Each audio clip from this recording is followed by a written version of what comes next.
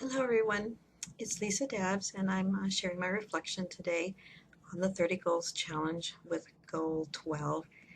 And I'm calling it um, Parents Should Be Our Partners.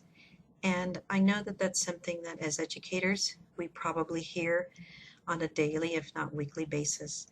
And it's easier said than done, isn't it? As a classroom teacher, I know that the struggles are there with parents that don't seem to be as supportive as you had hoped they would be, and parents that are critical of the work that you're doing. And as a school principal, I found that to be true as well. And it's especially important when our parents are those of younger children. And as an elementary school principal, I really discovered that firsthand in my work with parents.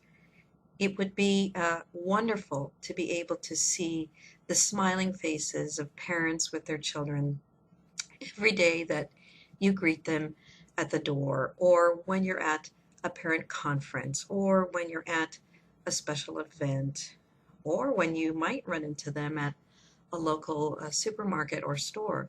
But that's not always going to be the case. But even with that in mind, parents should and can be our partners.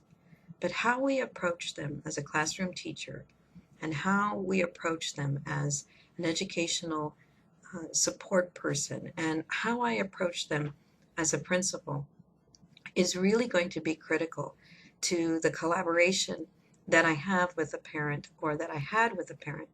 And it makes all the difference in the world. And so my suggestion and my focus today is that this is the kind of parent that we frequently see. We see this parent at a parent conference. We see this parent standing at the door. We might not see this parent when we receive a phone call or email from them, but in our mind's eye, this is the view of the parents that we see. And trust me, as a school principal, I had my share of times where this parent was the parent that I saw time after time, week after week, year after year.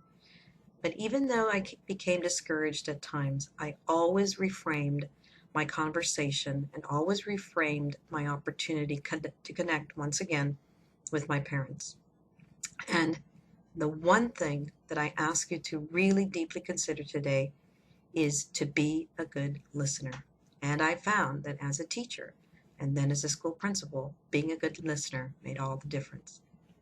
It made the difference between seeing a parent smile, seeing a parent feel comfortable and confident with me, seeing a parent want to engage in opportunities at my school, seeing a parent help another parent when I connected them, and being a good listener, as simple as this sounds, is a tremendous step in terms of learning to have parents be our partners and collaborate with them.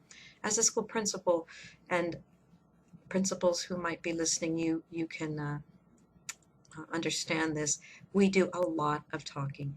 And so that's why my focus today on being a good listener to engage parents as our partners is really important. And there's so many things that we can do to engage them to become our partners. And I ask you to think about this today. What are the things you can do to engage your parents to be your partners? The partnership that we have with a parent is as important in the early years as it is in the high school years as we approach the time of graduation. Invite your parents into your classroom.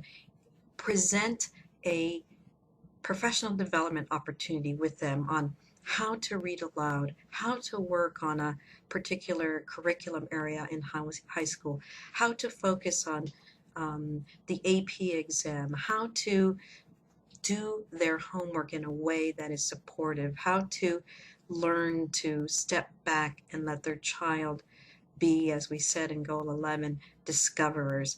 And I challenge you today to join me on the 30 Goals Challenge and do something and think about something that you can do today to engage your parents and have them truly be your partners in your educational journey.